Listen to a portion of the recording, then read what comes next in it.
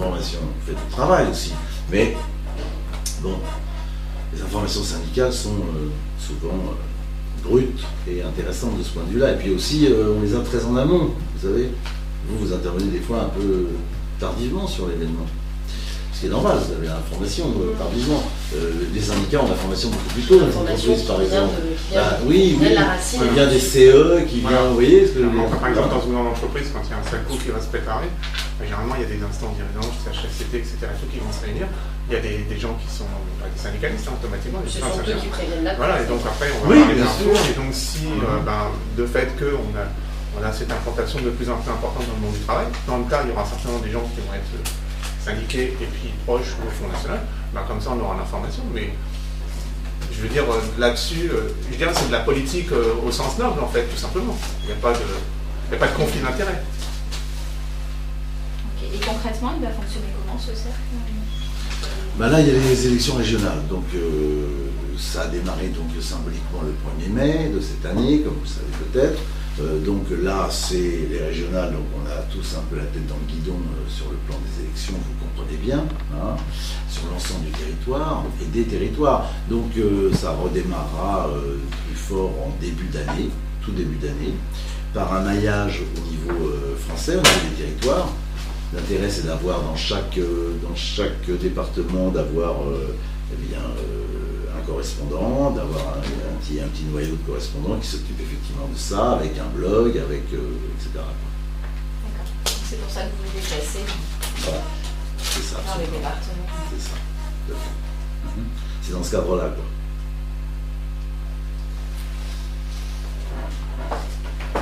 C'est vrai que nous, en recherche, on a bien commencé le travail. Tout à fait, grâce à Laurent qui est très dynamique et qui a bien effectivement commencé le travail et travaillons dans le même. Et vous avez rassemblé à peu près combien de personnes ? Là, par exemple, on a fait une réunion, on était environ une bonne dizaine, à peu près. Avec des gens qui n'ont pas pu venir pour des raisons X ou Y. Donc,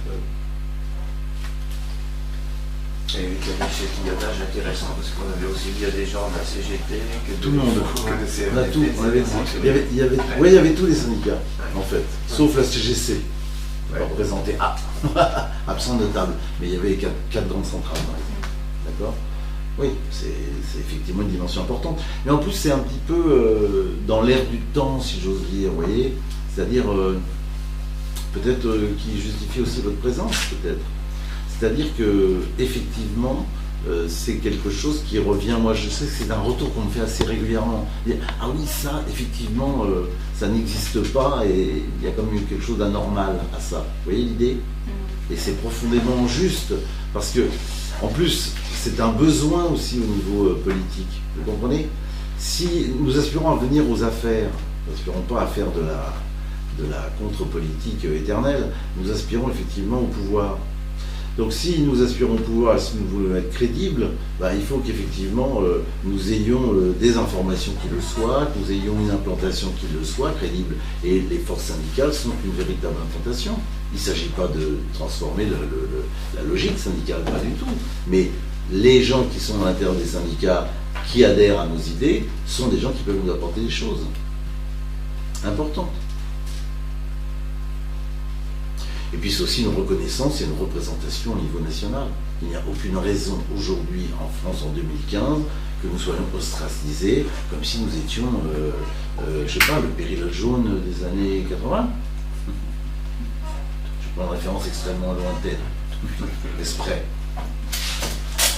C'est tout à fait anormal et anachronique en fait. C'est anachronique quoi, aujourd'hui. D'accord ? Et puis c'est aussi travailler sur un terrain qui est extrêmement important et sur lequel on n'attend pas forcément le Front National. Bien que Marine Le Pen ait arrivé en 2011, qui montrait qu'effectivement elle s'intéressait beaucoup des questions économiques. Mais en fait, on considère toujours que le fonds de commerce du Front National, vous savez, c'est l'immigration, etc. D'accord ? C'est une dimension très importante, bien évidemment, et ce n'est pas aujourd'hui, en ce moment, qu'on va remettre ça en cause, bien évidemment. Au moment où effectivement ce que nous disions depuis des années, des dizaines d'années, s'avère complètement justifié et que chaque Français se rend compte effectivement de ce qui se passe d'accord, du délire dans lequel nous nous trouvons, parce que c'est un véritable délire, une cacophonie totale au niveau européen, etc. Je passe les détails. Et puis sur le plan syndical, bien entendu, il y a beaucoup de syndicats, vous savez, qui, la directive travailleurs détachés, par exemple, ils trouvent ça totalement fou comme truc. Et ils ont raison, bien évidemment. Ils trouvent fou les délocalisations en masse, ils trouvent, vous voyez, et au plus haut niveau des syndicalistes. Prenez des branches professionnelles et ils font des livres blancs, vous savez, dans les branches professionnelles. À plusieurs syndicats même d'ailleurs. Hein. Et FO en avait fait un avec la CFTC, par exemple, etc. Eh bien, c'est tout à fait étonnant, quoi. Eux, ils sont pour la défense des branches professionnelles et de l'emploi. Et ils ont des positions qui sont très proches des nôtres, dans plein de domaines. Voilà. Et eux, ils s'appellent l'Union Européenne, ce que nous appelons France. Ce qui fait que nous, on gagne en rationalité, en logique. D'accord ? Eux, ils le perdent, mais c'est pas de leur faute. Ils l'écrivent parce qu'on leur demande de l'écrire. Et hormis ça, tout le reste, c'est vraiment intéressant. Mais si je comprends bien, vous vous sentez proche des positions des syndicalistes de terrain. Tout à fait, dans beaucoup de domaines, absolument. Et eux sont proches de nous aussi. Il y a, vous voyez l'idée, hein. Simplement au niveau des hiérarchies des apparatchiks, ça bloque, quoi. Parce qu'il y a le politiquement correct, il y a des choses comme ça qui font qu'on n'a pas le droit, par exemple, a priori, de parler de préférence nationale. On en parlait avant que vous arriviez parce que c'était le motif de mon exclusion. Je n'ai parlé de préférence nationale. Mais je crois que Laurent Wauquiez, la semaine dernière, a parlé de préférence régionale, lui, au sujet des élections. C'est assez proche. Et le président, je crois que cet été, il a même dit aux Français qu'il fallait qu'ils consomment, pour aider nos agriculteurs. Ils achètent français, je crois. Enfin, ça ressemble un peu, je crois. D'accord ? Il faut qu'on arrête, quoi. Vous comprenez ? Mais pour arrêter concrètement, on n'arrêtera pas, ça continuera. Et pour que ça continue bien et qu'on fasse des changements qui soient intéressants pour les Français, bah, il faut intégrer l'ensemble des corps de la nation. Et les corps intermédiaires, ce sont des corps fondamentaux. Et un conseil comme celui que vous voulez créer dans chaque commune, quel est un petit peu comment vous voyez les choses dans quelques mois, dans quelques années, concrètement ? Par rapport au cercle Front Syndical. Voilà, ouais. Mais écoutez, si on se projette un petit peu, la volonté c'est justement de faire un essaimage et d'avoir des relais dans tous les départements, à la fois d'envoyer de l'information, mais d'en recevoir aussi extrêmement important, de la base, d'accord ? Si vous avez envie d'avoir une vision effectivement des forces vives de la nation, des gens qui travaillent, ben, il faut qu'on ait des retours. Pour avoir des retours, il faut avoir des relais. Et c'est ça le maillage, il est là, il est à ce niveau-là, d'accord ? En termes d'information. Et puis alors, si je me projette, bah, vous savez, arrivé au pouvoir, on aura besoin effectivement de corps intermédiaires. On va pas, ils existent, on va pas en créer d'autres. Vous comprenez ? Ça va pas être, c'est pas le délire. C'est une arrivée qui se passe, vous savez, comme les grandes idées sur l'aile de la colombe, qui arrive doucement, d'accord ? Mais sûrement. De ce point de vue-là, il faudra faire avec les corps intermédiaires que nous avons aujourd'hui. Et il faudra négocier avec eux. Et on a, nous, à fixer les règles, d'accord ? Et les négociations qui se feront, ils se feront avec les employeurs, bien évidemment. Mais sans le dogmatisme qui existe aujourd'hui, c'est vrai. Sans doute, il faut toiletter le droit du travail, bien évidemment, d'accord ? Il est beaucoup trop complexe aujourd'hui, puis il y a des règles qui ne servent plus à grand-chose, d'accord ?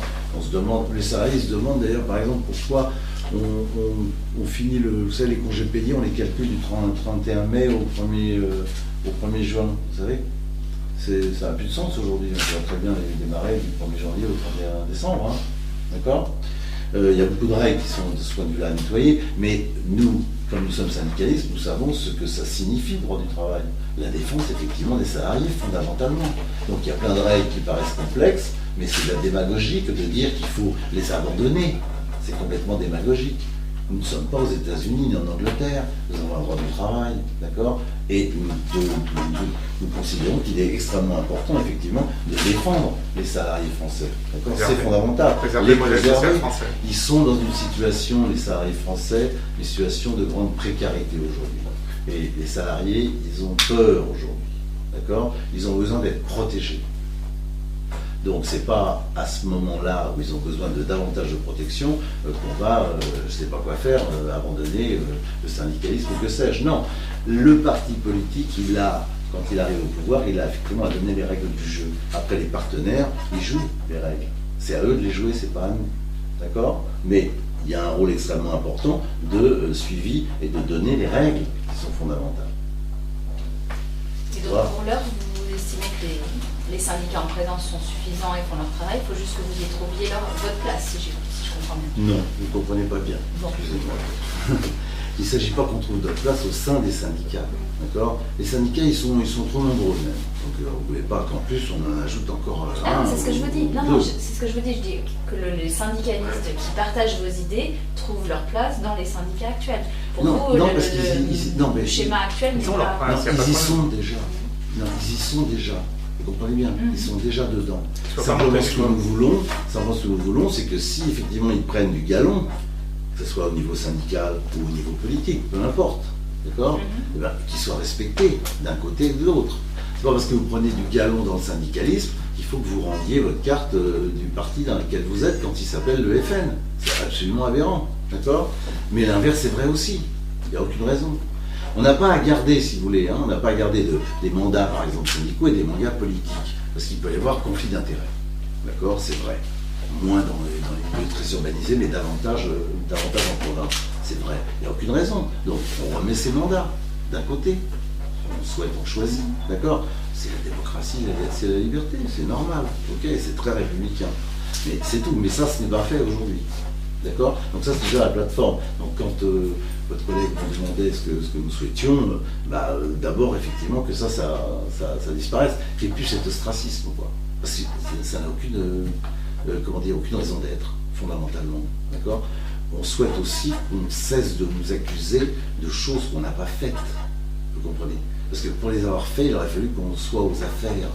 On n'y a jamais été. Donc il faut quand même le reconnaître. D'accord. Donc il faut qu'on nous laisse. Vous savez, n'avoir jamais rien fait, c'est une grande force, mais il ne faut pas en abuser. Alors on essaie de ne pas en abuser, d'accord, et de ne pas délirer. Mais par ailleurs, à l'inverse, il ne faut pas que les gens en face, nos adversaires, nous fassent ce reproche systématique et soient dans la logique outrancière du fait que, arrivant aux affaires, ce sera la cacophonie, quoi. Vous voyez, je disais par exemple, il y a un groupe qui s'appelle le Concorde, c'est un groupe de réflexion à gauche. Ils ont épluché le programme économique de Marine Le Pen et ils ont déduit que ce sera la folie en France, une régression folle, un délire total. D'accord. Ils sont dans la surenchère, ils sont dans...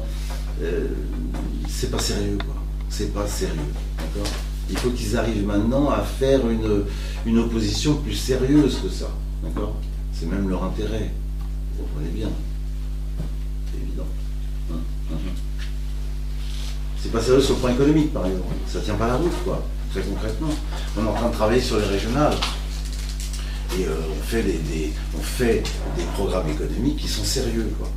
Vous comprenez? Donc moi, je veux bien avoir demain quelqu'un en face de moi, d'un autre parti politique, et qu'on discute sur le programme économique, quoi. D'accord? Mais sérieusement, en arrêtant l'amalgame, en arrêtant de dire ils veulent tout, ils font tout, c'est démagogique, c'est n'importe quoi, ou je sais pas quoi. Non, c'est pas vrai. D'accord? Il faut arrêter ça. Et en plus, c'est leur intérêt parce que les gens commencent à en avoir marre aussi, vous voyez, d'entendre toujours les mêmes reproches, les mêmes amalgames, les mêmes... vous voyez, c'est pas des arguments, quoi. À un moment donné, il faut argumenter. Et je crois que le moment est venu. Donc c'était simplement ça, je voulais vous dire que c'est pas à côté, ils sont déjà dans les syndicats, d'accord? Le problème, c'est qu'il faut qu'on les laisse être dedans et qu'on les laisse prendre leur place, d'accord? Et qu'on les laisse grandir. C'est-à-dire un syndicaliste qui fait un bon travail, c'est normal qu'il grandisse dans l'appareil syndical. Un politique qui fait un bon travail militant, c'est normal qu'il grandisse dans l'appareil du parti. C'est la vie démocratique, c'est normal, quoi. Et pour le militant syndical, je rajouterais, quelle que soit son appartenance politique, y compris Front National. Bien sûr, vous savez bien que, en plus sur le plan de la charte d'Amiens, vous savez bien que 1906, il y a toujours eu distinction, comme tu disais Laurent tout à l'heure. Mais bien évidemment, quand vous êtes du Front National, si vous dites ça quand vous voulez adhérer, si c'est la CGT, la CFDT et d'autres, eh bien on vous dira non, c'est pas possible. Vous comprenez? Combien y a-t-il d'exclusions, à part votre cas? Oh, écoutez, globalement, il y a bien une dizaine. En France, d'accord, oui, mais oui, voilà, oui, avec à chaque fois une problématique un peu différente, forcément, enfin, oui, des choses comme ça, oui, tout à fait. D'accord. Ouais. Je peux reprendre votre nom, prénom dans la boîte, allez-y, dites-moi. Dominique Bourse-Provence. D'accord. Ça s'écrit Bourse Thierry Provence. Et votre fonction précisément? Où ça? Je ne sais pas, à Paris, j'imagine. Moi, je travaille dans la formation, donc j'étais syndicaliste dans la formation professionnelle pour adultes, hein, et puis dans l'enseignement aussi. Et puis, au niveau du Front National, je suis donc secrétaire d'arrondissement du 10e arrondissement de Paris. D'accord. Je suis conseiller prud'homal, aussi à Paris. Voilà. Très bien, ok. Et vous, monsieur? Donc, moi, c'est Laurent Bras. Donc moi je suis donc membre du Front National, je suis au bureau départemental et donc je travaille dans une entreprise de service public, hein, la Poste, et donc je suis syndicaliste et j'ai aussi des responsabilités au sein de mon syndicat puisque je suis élu à la commission exécutive départementale du syndicat. D'accord. Et pour le moment, le fait d'avoir votre carte dans le parti ne pose pas de problème? Non, alors justement, parce que par rapport à ce qu'on disait tout à l'heure, dans mon expérience personnelle, j'ai été candidat en fait aux dernières départementales sur le canton de Poitou. Mon syndicat, quand ils ont su ça, en fait, on a trouvé un accord et en fait je me suis mis en suspens de la commission exécutive. Et le deal c'était, si je suis élu comme conseiller départemental, je restais 5 militants de base mais j'avais plus de responsabilité syndicale. Comme je n'étais pas été élu, j'ai repris mes fonctions au sein du syndicat et voilà quoi. D'accord. C'est vrai que ce point de vue-là, tous les syndicats ne traitent pas de la même façon. C'est vrai qu'il y a des différences. Donc là, vous vous sentez bien dans votre syndicat? Complètement, oui. Aussi bien au sein du Front que oui. Oui, voilà. Donc ça, oui, d'ailleurs, vos deux engagements, ça. Non, je sais faire la différence entre les uns et les autres. C'est-à-dire qu'en fait, sur mon lieu